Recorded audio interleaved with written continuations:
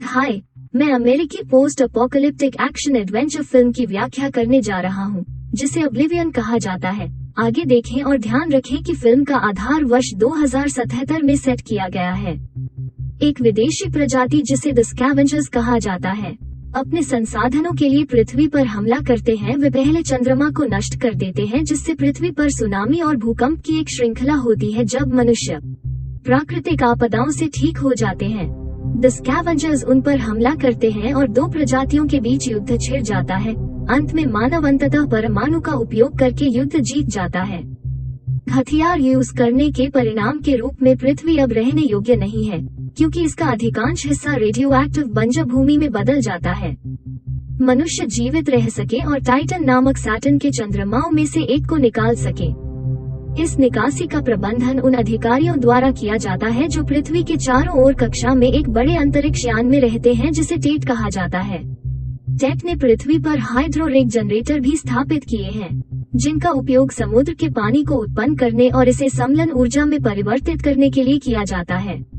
पृथ्वी पर बचे अंतिम दो लोग एक युगल हैं। पति जैक हापर और पत्नी विक्टोरिया बादलों के ऊपर एक टॉवर में रहते हैं। वे दोनों टेट के लिए काम करते हैं और हाइड्रोरिक जनरेटर का प्रबंधन करते हैं। जैक टेक 49 के रूप में कार्य करता है, जिसका काम इसमें ड्रोन की मरम्मत भी शामिल है, जो पृथ्वी पर शेष स्कैवेंजर्स का पता लगाने और समाप्त करने के लिए डिजाइन किया गया उपकरण है। विक्टोरिया ज्यादातर उस पर नजर रखने के लिए टॉवर के अंदर रहती है, क्योंकि फिल्म की शुरुआत में उसका समन्वयक एक अज्ञात महिला के सपने से जागता है, जिसे वो किया गया है।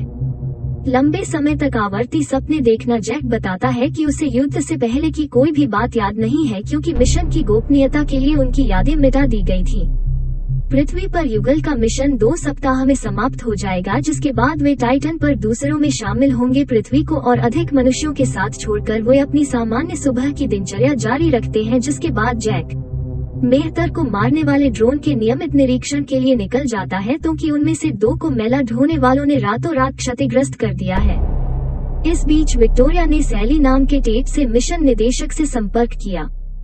उसे विक्टोरिया जैक द्वारा पृथ्वी पर होने वाली हर चीज के बारे में बताया गया और वो टूटे हुए ड्रोन तक पहुंचता है और उसे ठीक करने के लिए लैंड करता है, जबकि विक्टोरिया निगरानी में उसकी मदद करती है। मेला ढोने वालों के लिए क्षेत्र सफलतापूर्वक ड्रोन की मरम्मत करता है, भले ही उसके पास उपलब्ध उपकरणों की कमी हो। बीकन के बिना बीकन खो गया। उनके पास ड्रोन खोजने में कठिन समय है, लेकिन एक महत्वाकांक्षी जैक अपनी बाइक पर इसे देखने के लिए मिलता है। वो विमान भूमि के माध्यम से ड्राइव करता है, जो एक बार महासागर हुआ करता था, और एक सिंकहोल जैक तक पहुंचता है। दूसरे ड्रोन को अंदर ढूंढता है लेकिन विक्टोरिया उसे इसे छोड़ने के लिए कहता है, क्योंकि यह बहुत खतरनाक है। लेकिन जैक उसे अनदेखा करता है और नीचे जाने के लिए अपनी बाइक से रस्सी बांधता है। इस विक्टोरिया को देखकर होल मिशन कंट्रोल से अपने स्थान पर बैकअप भेजने का अनुरोध करता है। जब जैक नीचे पहुंचता है तो वो एक पुरानी इमारत के अवशेष देखता है, जिसे वो किसी तरह ड्रोन तक ले जाता है, लेकिन जल्द ही उसे पता चलता है कि यह मेला ढोने वालों द्वारा सेट किया गया एक जाल है, जिसे वे उसे अपने द्वारा खींचते हैं। लेकिन जैक अपने हथियार का उपयोग करता है और अंत में वापस लड़ता है। वो लगभग मारा जाता है, लेकिन बैकअप ड्रोन समय पर आता है।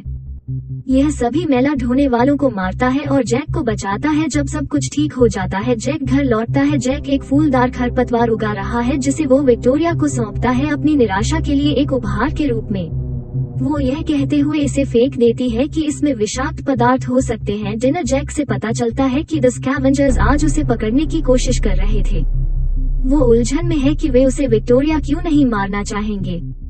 हालांकि बातचीत को खारिज कर दिया और मोहक रूप से उसे स्विमिंग पूल में आमंत्रित करता है। जैक थोड़ी देर बाद उससे जुड़ जाता है और रात समाप्त हो जाती है। जैसे वे चुंबन करते हैं या अगली सुबह वे शोर के लिए जागते हैं। एक जोरदार विस्फोट। जैक जल्दी से अपने जेट पर चढ़ जाता है और उस क्षेत्र में अपना रास्ता बनाता है जहां विस्फोट हुआ था। सैली कॉल विक्टोरिया और उसे बताता है कि हाइड्रो रिग में से एक मेल्टडाउन हो गया है और दृश्य जैक प्राप्त करने के रास्ते में स्थायी रूप से नष्ट हो गया है। एक अज्ञात स्रोत से एक अजीब रेडियो सिग्नल ये उसे उत्सुक बनाता है, इसलिए वो उक्त सिग्नल के स्रोत के लिए अपना रास्ता बनाता है। वह एम्पायर स्टेट बिल्डिंग के अवशेषों तक पहुंचता है, जिसे वो अक्सर अपने आवर्ती सपने में देखता है। जैक एक तार काट देता है और छुटकारा पाता है, संकेत यह सोचकर कि यह मेला ढोने वालों के लिए उपयोगी है। फिर वो एक परिधि की जांच करता है और लगभग विकिरण क्षेत्र में सीमा पार करता है जहां उन्हें घर लौटने से पहले जाने की अनुमति नहीं है। वो जंगल के बीच में एक घर में जाता है जिसे उसने पाया था अपने अभियानों में से एक पर। जब भी वो नीचे महसूस करता है तो वो यहाँ आता है और घर को सजावट के साथ अपना बना लेता है। जैक अंततः सो जाता है और थोड़ी देर बाद एम्पायर स्टेट की इमारत में एक लड़की का सपना देखता है। वो किसी प्रकार के जहाज को आसमान से गिरते हुए देखने के लिए उठता है और जल्दी से अपने जेट में चढ़ जाता है। उसी समय विक्टोरिया ने उससे संपर्क करके उसे पोत के स्थान के बारे में सूचित किया। विक्टोरिया भी सैली से संपर्क करता है जो उन्हें जहाज को अनदेखा करने के लिए कहता है क्योंकि वे पहले से ही हैं। आदेश के बाद दिन के लिए बहुत परेशानी से गुजरा विक्टोरिया जैक को घर लौटने के लिए कहता है लेकिन वो उसे खारिज कर देता है और दुर्घटना स्थल पर उतरता है। उसने देखा कि कैप्सूल एक पूर्व युद्ध उपकरण है। एक भ्रमित जैक अपने अंदर मनुष्यों के साथ हाइबरनेशन पॉड ढूंढता है। वो यह देखकर और भी अधिक आश्चर्यचकित होता है कि एक पॉड के अंदर एक महिला वो लड़की है जिसे वो हमेशा अपने सपनों में देखता है। इससे पहले कि वो यह सोच सके कि ड्रोन पर क्या चल रहा है और हाइबरनेशन पॉड की शूटिंग शुरू कर देता है जो उन्हें मैला ढोने वालों के रूप में स्कैन करता है। यह हर पॉड को नष्ट कर देता है लेकिन जैक लड़की को मारने से रोकता है क्योंकि वो लड़की को उसके घर ले जाने के लिए स्थानांतरित करता है। पास के कुछ स्कैवेंजर्स उसे वापस टॉवर पर देखते हैं। विक्टोरिया हाइबरनेट के साथ जैक को देखकर हैरान है। आयन पॉड वे जल्दी से लड़की को पॉड से बाहर निकालते हैं और वो जैक का नाम पुकारती है। कुछ समय बाद वो होश में आती है और खुद को जूली के रूप में पेश करती है। इसके अलावा वह उन्हें अपने मिशन या अपने चालक दल के बारे में कुछ नहीं बताती है। जबकि तीनों जैक खाते हैं जूली को उस युद्ध के बारे में बताता है जिसके कारण मनुष्यों ने पृथ्वी को खाली कर दिया। वो कहता है कि जूली उस पॉड में 60 से अधिक वर्षों से रही होगी।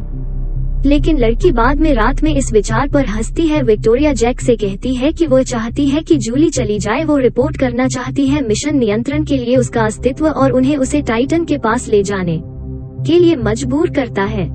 हालांकि जैक ने जवाबी कार्रवाई करते हुए कहा कि मिशन नियंत्रण द्वारा भेजे गए ड्रोन ने उसे मारने की कोशिश की, इसलिए उनसे मदद मांगना मूर्खतापूर्ण होगा क्योंकि वे टॉवर के नीचे से एक मेहतर से बात करते हैं। उन्हें तब हम देखते हैं कि जूली एक खिड़की के माध्यम से क्षितिज को देख रही है। वो जैक से उसे अपने जहाज पर ले जाने के लिए उड़ान रिकॉर्डर को पुनः प्राप्त करने के लिए कहती है। उसे लगता है कि वो एक सपने में है और यह जानना है कि क्या दुर्घटना से पहले उसके चालक दल के साथ हुआ। जैक यह घोषणा करने में झिझकता है कि द स्कैवेंजर्स रात में भाग रहे हैं, लेकिन जूली चाहती है कि इस फिल्म के कथानक में कुछ रोमांचक हो, इसलिए वो जोर देकर कहती है कि वे अंत में दुर्घटना स्थल पर फिर से उड़ान भरते हैं। एक व्यथित विक्टोरिया इंतजार करती है उनके लिए घर पर उनके पति द्वारा किसी अन्य महिला के करीब आने से परेशान। अन्य दो साइट पर पहुंच जाते हैं और रिकॉर्डर प्राप्त करते हैं, लेकिन इससे पहले कि वे वापस लौट सके उन पर मैला ढोने वालों द्वारा हमला किया जाता है और खटखटाया जाता है। विक्टोरिया इसे कैमरों से देखती है और अगली सुबह वो बाहर निकल जाती है। सैली का फोन आता है जो उससे रिपोर्ट मांगता है। विक्टोरिया उसे जूली के बारे में नहीं बताती है और जैक के अनुपस्थित रहने का बहाना बनाती है। इस बीच जैक और जूली को बांध दिया जाता है और जैक के आश्चर्य के लिए मैला ढोने वालों के ठिकाने पर ले जाया जाता है, जिसके सामने एक इंसान बैठता है। वो आदमी खुद को मैल्कम बीच के रूप में पेश करता है और जैक को पहचानने लगता है। वो जैक से पूछता है कि क्या उसे अपने अतीत की बातें याद हैं, लेकिन जैक का कहना है कि उसकी यादें हटा दी गई अपनी भलाई के लिए। बीच ने उससे पूछा कि क्या उसने कभी किसी मेहतर को करीब से देखा है। तभी रोशनी चालू होती है और प्लेटफॉर्म पर खड़े कई इंसानों को देखा जाता है। जैक हैरान है क्योंकि उनका मानना था कि वो विक्टोरिया ही पृथ्वी पर बचे थे। सदृतट अंत में बताता है जैक ने कहा कि वे जिन मैला ढोने वालों को मार रहे हैं वे वास्तव में इंसान हैं और मिशन नियंत्रण उससे झूठ बोल रहा है कि जैक के लिए विचार समझ से बाहर है और वो इसे झूठ घोषित करता है। फिर वे उसे ठिकाने के आसपास दिखाने के लिए जैक लेते हैं और उसे अपने मिशन के बारे में बताते हैं। वे टेट को नष्ट करना चाहते हैं जो इस उद्देश्य के लिए पृथ्वी के संसाधनों को चूस रहा है। उन्होंने जूलिया के जहाज ओडिसी को नीचे लाया है। पहले जहाज में विस्फोटक थे जो टेट को उड़ाने की शक्ति रखते थे। अब उनके पास विस्फोटक है और उनके पास संयंत्र लगाने के लिए एक ड्रोन है। विस्फोटक लेकिन केवल एक जो ड्रोन को प्रोग्राम कर सकता है वो जैक है, इसलिए उन्हें उसकी मदद की जरूरत है। जैक हालांकि यह कहते हुए जवाबी कार्रवाई करता है कि टेट में ऐसे इंसान हैं जिन्हें वो मार नहीं सकता। एक क्रोधित हवलदार जूलिया को मारने की धमकी देता है। यदि जैक सही नहीं मानता है तो एक ड्रोन ठिकाने के प्रवेश द्वार पर आता है और यह मेला ढूंढने वालों के लिए स्कैन करता है। समुद्र तट जैक को दूसरे प्रवेश द्वार से बाहर ले जाता है और उसे खोजने के लिए विकिरण क्षेत्र में जाने के लिए कहता है। उत्तर जैक और विक्टोरिया को हमेशा विकिरण क्षेत्र से बाहर रहने के लिए कहा गया है, इसलिए वो नहीं जानता कि आखिरी बीच में दूसरी तरफ क्या है। जैक और जूलिया को जाने देता है और वे एम्पायर स्टेट बिल्डिंग के लिए उड़ान भरते हैं। जैक उसे अपने सपनों के बारे में बताता है और उसके आश्चर्य के लिए जूलिया ने खुलासा किया कि सब कुछ नीचे जाने से पहले वो उसकी पत्नी है। उन्हें टाइटन के लिए एक शोध उड़ान पर एक मिशन पर भेजा गया था। चालक दल में हाइबरनेशन पॉड्स में 5 लोग शामिल थे, जबकि विक्टोरिया और जैक अंतरिक्ष यान का संचालन कर रहे थे। लेकिन इससे पहले कि वे टाइटन तक पहुंचे, अंतरिक्ष में एक विदेशी वस्तु की खोज की थी कि एलियन वस्तु थी। टेक जूलिया को उसके बाद क्या हुआ इसकी कोई याद नहीं है, लेकिन जैक को वो समय याद आने लगता है जब वो और जूलिया प्यार में थे। वे चुंबन के करीब आते हैं, लेकिन जैक के जेट द्वारा बाधित किया जाता है जो उन्हें लेने आया है। विक्टोरिया देखता है कि दोनों कैमरों के करीब हो रहे हैं और जब जैक और जूलिया टावर पर वापस आते हैं तो दिल टूट जाता है। विक्टोरिया उन्हें नहीं जाने देती है। वो जूलिया के बारे में मिशन नियंत्रण को रिपोर्ट करती है और उन्हें बताती है जैक उनके आश्चर्य के लिए सेवा के लिए अनुपयुक्त है। मिशन नियंत्रण उन दोनों को मारने के लिए एक ड्रोन प्रदान करता है क्योंकि वे अब किसी काम के नहीं हैं। ड्रोन विक्टोरिया को मारता है, लेकिन जैक आखिरी मिनट में बच जाता है। वो और जूलिया टावर से केवल पीछा करने के लिए भाग जाते हैं ड्रोन द्वारा। वे आकाश में एक तीव्र लड़ाई में उतरते हैं और उनका jet crash land radiation zone में होता है। जैक खुद को तैयार करता है और एक जेट को अपने पूर्ण आश्चर्य के लिए ऊपर की ओर उड़ते हुए देखता है। एक और जैक जेट से बाहर आता है।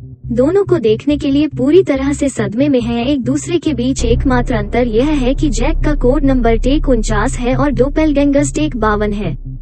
वे एक लड़ाई में शामिल हो जाते हैं और 49 जल्दी से 52 पर हावी हो जाते हैं, लेकिन जूलिया को गोली मार दी जाती है। प्रोसेस जैक उसे बचाने के तरीकों के बारे में सोचता है और टेक 52 के जेट पर चढ़ जाता है। फिर वो टेक 52 के टावर के लिए उड़ान भरता है और अपनी पत्नी विक्टोरिया से मिलता है। वो टावर से एक हीलिंग डिवाइस प्राप्त करता है और अपने जैक को बचाने के लिए वापस जूलिया जाता है। यह समझ नहीं पाता है कि विकिरण क्षेत्र के पीछे क्या उसका डोपेलगैंगर उसी तरह का जीवन जी रहा है जैसे वो और जूलिया। फिर जैक के फैप हट लेक हाउस तक जाते हैं कि जैक हमेशा अगले दिन जाता है। वे मेला ढूंढने वालों के ठिकाने पर लौटते हैं और समुद्र तट पर फिर से मिलते हैं। अंत में पता चलता है कि टेट वास्तव में एक बुद्धिमान विदेशी उपकरण है। आकाशगंगा के चारों ओर यात्रा करता है, ग्रहों से संसाधनों की चोरी करता है। इसकी आंखें लंबे समय तक पृथ्वी पर थीं। जिस जहाज में जूलिया और जैक थे उस पर टेट द्वारा हमला किया गया था, लेकिन जैक ने हाइबरनेशन पॉड्स के साथ कैप्सूल को अलग करने में कामयाबी हासिल की और उसके बाद विक्टोरिया को पकड़ लिया गया। टेट ने जैक और विक्टोरिया के कई संस्करण बनाए और उन्हें मानवता को संभालने के लिए नीचे भेजा।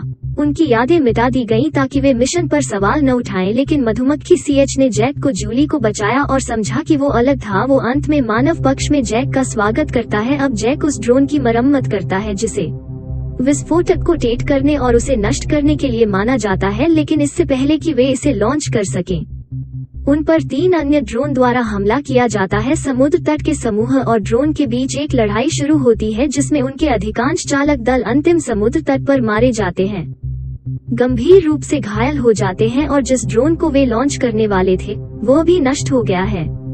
अब जैक विस्फोटक को टेट जूली में लाने की जिम्मेदारी लेता है। शामिल होने पर जोर देता है उसे, तो वो उसे एक हाइबरनेशन पॉड में रखता है और दोनों रास्ते में टेट के लिए उड़ान भरते हैं। जैक जूली के जहाज से ली गई उड़ान रिकॉर्डिंग को सुनता है, जबकि उसे सुनते हुए वो याद करता है कि वर्तमान जैक में पकड़े जाने से पहले जहाज पर क्या हुआ था। अंत में टेट तक पहुंचता है और उसके अंदर प्रवेश करने के लिए दरवाजे खुल जाते हैं। वो देखता है कि उष्मान पॉड्स में हजारों जैक बनाए जा रहे हैं। वो अंत में टेट के सामने आता है जो एक त्रिभुज है, उलेर डिवाइस जैक फिर उसके सामने हाइबरनेशन पॉड खोलता है, केवल यह प्रकट करने के लिए कि उसके अंदर समुद्र तट है। उसने जूली को झील के घर में सुरक्षित छोड़ दिया था और अपने साथ समुद्र तट लाया था ताकि टेट को उसके इरादों पर संदेह न हो।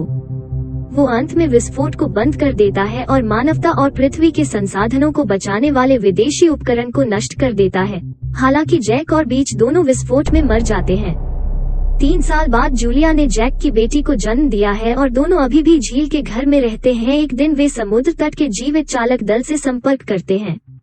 क्रू भी टेक 52 से जैक लाया है। इसके साथ फिल्म समाप्त होती है। अधिसूचनाओं पर इस तरह के और वीडियो के लिए सब्सक्राइब करें और चैनल को देखने में मदद करने के लिए एक लाइक छोड़ें। धन्यवाद।